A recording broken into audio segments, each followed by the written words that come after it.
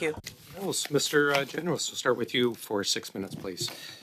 Thank you, Chair. We're just seeing some news that Randy Boissonnault's company, GHI, has been suspended from eligibility for government contracts. Could you clarify if that's correct and whether or not GHI, Randy Boissonnault's company, is currently eligible for contracts? Thank you for the question. So I can confirm that as the Registrar of Ineligibility and Suspension, I provisionally suspended GHI from doing business with the Government of Canada. The suspension came into effect November 22nd, 2024, and will be in place for 90 days, but can be extended if necessary. Okay, thank you. Could you clarify just the specific reasons why you took that step? So before answering that, it's important to mention that we're constantly looking at various type of information while assessing the risk that a supplier may pose to the federal government.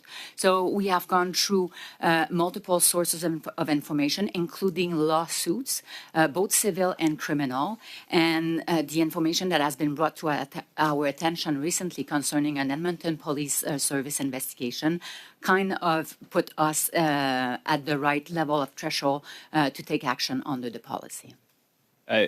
Thank you. So we obviously don't think, in the Conservative Party, we don't think that GHI should be getting government contracts. But it sounds from your answer like Indigenous identity fraud was not a contributing factor to your decision to suspend them. Could you clarify whether a clear case of Indigenous identity fraud, false claims about being an Indigenous-owned company, was a contributing factor to your decision to suspend them? I can confirm that GHI has never been a member or never been on the Indigenous Business Directory. They have not received or participated in set-asides for Indigenous processes, so it was not a factor from a contracting perspective. Well, okay, they made false claims in the process of making bids. That's what's been reported on. So you're saying they weren't on the Indigenous business list, but they nonetheless claimed to be an Indigenous business because they thought it would provide some advantage for them in the context of making those bids. So that's still identity fraud, whether they were successful or not in getting that particular contract, and whether or not they were on that list. They still clearly misrepresented themselves. So do you think that GHI committed Indigenous identity fraud, regardless of the outcome? Do you think they committed that fraud, and was that a factor in the decision to suspend? Thank you for the question. So it's important to mention that as the Registrar of Ineligibility and Suspension, I am not a law enforcement agency, and I do not have to confirm whatever behavior is criminal or not. But to answer your question, the representation has been part of the cases that we have looked at and will form one of the factors that will be looked at by the determination team while finalizing the assessment of GHI. Okay, it sounds like you're saying yes. It sounds like you're saying yes, that the fact that part of your calculation in terms of the provisional suspension and the ongoing review you're undertaking, one of the factors was reports about misrepresentation of Indigenous identity, which you're clarifying. It's not you're not necessarily saying it was criminal, but that you're saying was misrepresentation. It sounds like you're saying yes. Are you saying yes? I'm saying that it's part of the assessment, but the important point that you made at the end, that I'm not commenting on the criminal aspect of it, or it's a very important point to take into consideration. Yeah. Okay. I understand. So GHI, a company that is owned by a current Liberal MP, former cabinet minister, has now been suspended from eligibility for government contracts provisionally. Of course, we would advocate a stronger position of them not being eligible for government contracts, period. And I note that that initial suspension did follow us calling for that. And I think there's work that continues to be done to get to the bottom of what happened with Randy Boissonnault and this company, and we'll certainly continue to follow that work and do that work. For our information, I would like to request that you provide this committee with all of the bids that have been made by GHI, so we can see what claims were made in those bids. Is that something you're able to provide us with? Thank you so much. I can partially answer your question, and that it will follow by document. So the integrity verification services are aware of two bids, one that came in 2020 and the other one that came in 2023. We are in the process of gathering paper copy of those bids, and while we have gathered them, it will be our pleasure to transmit that information to the committee. Okay. Thank you. So we'll look forward to that information as soon as it's available. On Indigenous identity fraud in general, you said in the opening that some action has been taken against bad actors. Could you name the bad actors and identify the action that's been taken against bad actors in relation specifically to Indigenous identity fraud? And if we run out of time, I'd like that list in writing. Mr. Chair, I apologize if I made misconstrued or conflated taking action with bad actors under the OSIC as opposed to implying that we're taking action specifically against an Indigenous business. We have not taken action to my knowledge. Well, sorry, we're not really talking about Indigenous business. We're talking about those who pretend to be Indigenous businesses. So maybe could you clarify, has any action ever been taken against a business in response to Indigenous identity fraud as part of the procurement process? Thank you for the question. Short answer, please. Gordon? OSIC has no role or responsibility in determining which supplier belongs to IBD or not, or whether that supplier made a false representation. In order to take some action, we absolutely need to have a referral from a lead operation agency. In that case, will be ISC.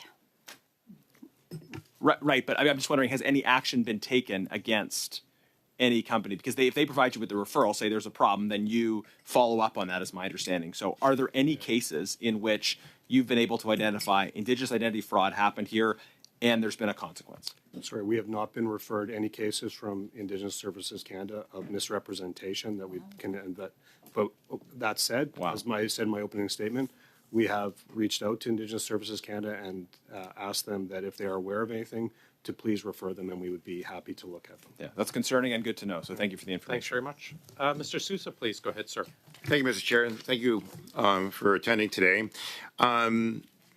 Just to clarify, is the minister an owner of this company that they're mentioning, this GHI?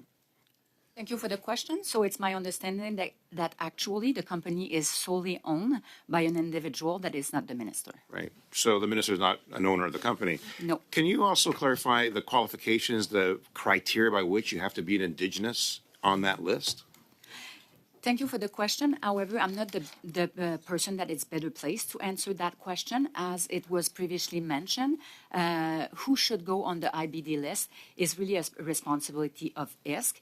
They are looking at those criteria to put them on the list or remove them on the from. And the was list. this company on the list?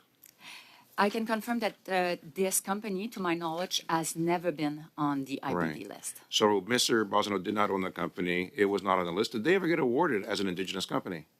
Awarded contracts for being Indigenous? To my knowledge, there was only one contract that was awarded to that company back in January 2024. The contracting authority confirmed that it was not from a Indigenous business set-aside contract. And they also confirmed that no dollar have been spent under that contract. And you're taking the precautions and the necessary steps to ensure that the company operates effectively or not, and we have reasons that we wish to review it effectively, and that's why it's been suspended. Is that correct? It's correct. Can you? Signola, please. Merci beaucoup. Thank you very much, Mr. Chair. Mr. Mills, Ms. Poulin, Mr. No, thank you for being with us this morning. We already talked about it a little bit. In May 2024, the Office of Integrity, the previous integrity system, was replaced by the Office of Supplier Integrity and Compliance. For the past 5 years that I've been here, I've often seen departments throw each other various issues, like hot potatoes. You know, actually, it's a third party. It's not us. It's that department. It's not. It's actually a third party that is in charge of making sure that the policies and the legislation is enforced, but nobody's talking to each other and nobody is accountable. Is it the same thing here? So here, the Office of Supplier Integrity and Compliance could say such and such a department awarded a contract, but that department didn't check that it was an Indigenous business, but they awarded the contract anyway. It would, in that kind of case, would it be the department that would be held accountable? Is there something to force departments to respect the policies? Thank you very much for the question. I think it will be very important to distinguish between the different roles that I have as part of the Office of Supplier Integrity and Compliance. The first point is that my role as registrar is chiefly to establish whether a supplier poses a risk to federal purchasing and to make sure there are measures in place in case they are a risk. So my role has an impact on all departments that would wish to conclude agreements with those suppliers. So I'm provided with information on a supplier. I check whether there should be measures put in place. After that, we inform the departments. So it has an impact on all those departments. I have a second role also that is very important because I'm also responsible for investigations within the department. As with any other department, there is such a role in any department. It's very important to distinguish between those two roles because I don't have the same authority or impact in those two roles. Now, in the case where you find information that you provide to departments and that the departments disregard that information that you provide, I mean, that's a hypothetical situation, but it could happen. Would the department be imposed sanctions or other measures to have refused to take into consideration information you provided? Currently, the under sanctions would be with the suppliers. This morning, again, I had a discussion with an Indigenous business that talked to me about the businesses that decide to form an alliance with an Indigenous business. The Indigenous businesses are happy to be able to be the sole provider, but then realize that the shell company is just a company and that they have no recourse. So despite their cooperation, the Indigenous business will get almost nothing, just crumbs. Or the contract will be improved and there will be 20 more jobs available under that contract, but the Indigenous business sees none of that.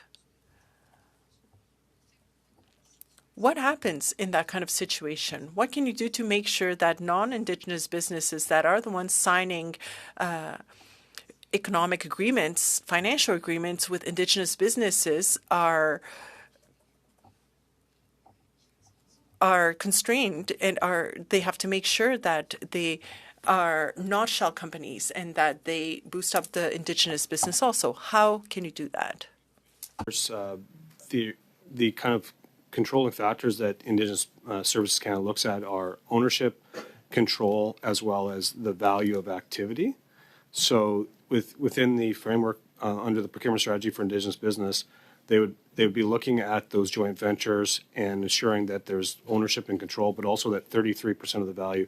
They have the power to do post audits to assure that the 33% is done. If the 33% of the value is not going to the Indigenous business, the contract can be terminated. Si je peux ajouter, If I may add, of course, if a different department or agency has evidence that there was wrongdoing, they can refer the case to the RCMP or contact our new office. And in those cases, we can also see what kind of mitigation measure we can put in place to better deter to really deter future wrongdoers. Thank you. I'll keep my next questions for my next turns. Thanks, Mrs. Thank you very Vignola. much. Back to you, Mr. Genius.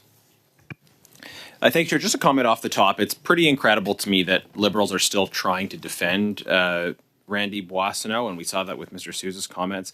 Just to be clear about the facts, GHI was owned by Randy Boissonnault. It appears that he dumped his shares, yes, at the last minute. He dumped them in June of this year. But he owned and directed this company while sitting in the federal cabinet and while pretending to be Indigenous. So Mr. Sousa pointing out that the Liberal ex-minister dumped his shares at the last minute, I don't think is much of a defense. This company was owned by the ex-minister who falsely claimed to be Indigenous owned, and false claims about his Indigenous identity were made by the Liberal Party itself. This is why it's an important issue, and all of the events around the bids on these contracts happened while he owned the company and while he was still sitting around the federal cabinet table. Follow-up question to the officials on the issue of Indigenous identity fraud. So AFN has said that a majority of the beneficiary of these programs are shell companies. This is testimony that's been backed up by others. Many concerns, as you've heard, raised by Indigenous leaders about rampant abuse, in particular Indigenous identity fraud and various structures that seek to present non-Indigenous companies as Indigenous through abusive joint ventures and other things. Meanwhile, you're telling us that the government department, Indigenous Services, that's responsible for overseeing this framework has failed to refer even one single case of Indigenous identity fraud to you. There seems to be a massive disconnect then between what Indigenous leaders are saying on the one hand about rampant abuse and the failure of the government department responsible for this to refer a single case of Indigenous identity fraud. How do you explain this discrepancy? I've been in contact with my colleagues and counterparts at Indigenous Service Canada. They have followed up with the AFN. They've invited the AFN to provide specific names. We have not, to my knowledge, received the specific names, but if the AFN were to furnish the names of the companies that they're concerned with, we will absolutely look at them and do an assessment. Okay, but I'll just say on that, you've got significant concerns from many different Indigenous leaders. It's not their job to police the specific enforcement of the program. They're seeing a problem in general, and you would expect that government departments would be able to assess these bids, identify the problems, and when you don't have a single case identified by the government, it suggests that there's just a lack of interest, a lack of capacity, whatever it is, to actually enforce the basic parameters of this program. I guess I'd say, isn't it your job to, well, maybe not yours as particular individuals, but isn't it the government's responsibility to enforce this program and not Indigenous leaders who are outside of government?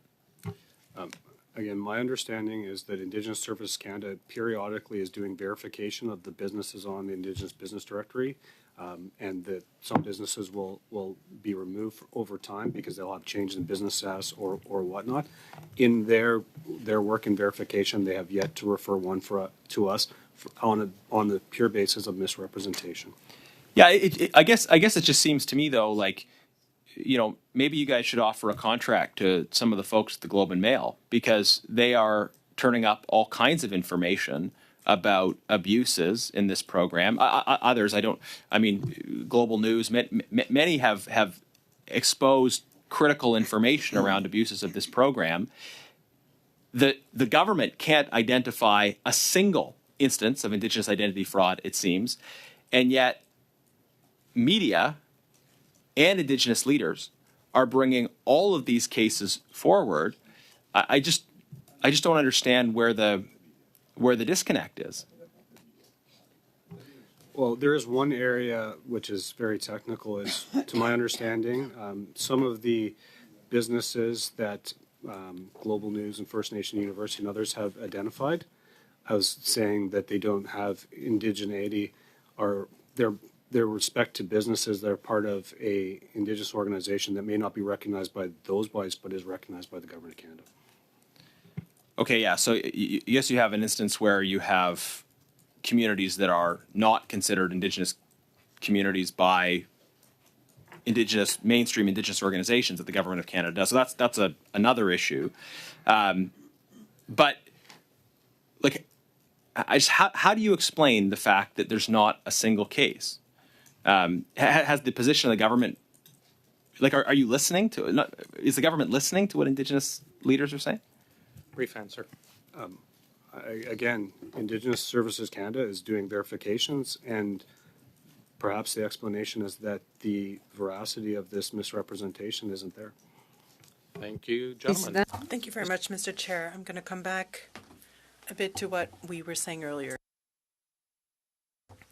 For an Indigenous business that after signing a contract with a non-Indigenous business, that it is being set aside, an Indigenous business that notices that, does it have a way during the duration of the contract to raise a red flag, to say, hey, wait, this business is not respecting the contract, which means that I'm being used like a shell company, and that's unacceptable. Is there a way during a contract for a business to flag something like that so that there can immediately be action taken? Thank you for this question. What I would say is that during the contract itself, there's a technical authority and contracting authority, and the technical authority supervises the delivery of the goods or services. So first it would be the client that has signed that contract for goods or services. A second aspect to consider is to contact Indigenous Services Canada to clarify the measures related to the joint venture statute and status. If that person knows that criminal activity is occurring, or that it looks like there's criminal activity, they can definitely refer that case to the RCMP. And the last point I would raise is that we are working very hard in concert with the Competition Bureau and the RCMP for fraud decline. Any person in procurement who thinks there may be issues with the contract or a supplier can call a line, an anonymous line, to tip authorities off. Of course, people can tell us who they are also. We look at that information, and sometimes it will be combined with other information to give us more information to investigate So thank you as well to the witnesses for joining us. You are a fairly new office, given your creation in May of this year. And I would just simply note that it was, in fact, the Deputy Minister for PSPC, Ariane Reza, who stated on June 3rd that the committee, that the creation of OSIC will help the department respond more effectively to cases of supplier misconduct and unethical behavior. I guess what I'm hearing today is that the work that you will be doing is very reliant on whether or not departments refer these cases to your office. Is that correct? Thank you so much. It's important to mention that we can do two things. So we can self-assess some cases based on other source of information, and it's what we did in the case of GHI because it came through other means than an authoritative or an authority within a department. And for internal misconduct within the government or within the operation of a department, of course, we will rely on their knowledge of their program to refer the case. But this doesn't preclude us from self-assessing based on other source of information. Okay, thank you for that. Mr. Mills, in your opening statement, you stated that because PSPC gives out such large contracts, the department can really only look to get Indigenous businesses involved as subcontractors. However, we have learned over the last couple of years as we've been studying everything that's been going on in procurement that departments don't track subcontractors.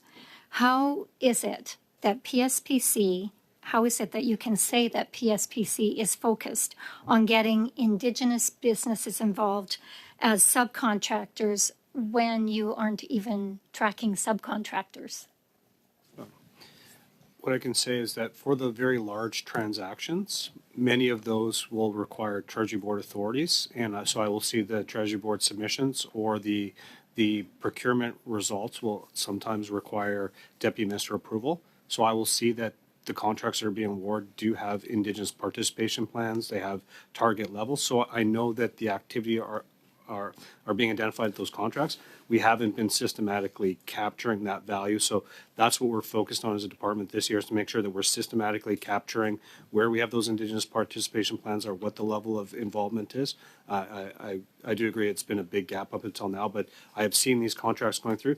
And I just want to clarify that there are some cases where Indigenous companies are the prime. So I know in the Arctic warning system, there's actually an Inuit company that is the prime. So it's just generally, in most cases, our large projects like the center block rehabilitation, there's no construction company in the Indigenous space that could carry that out. Thank you.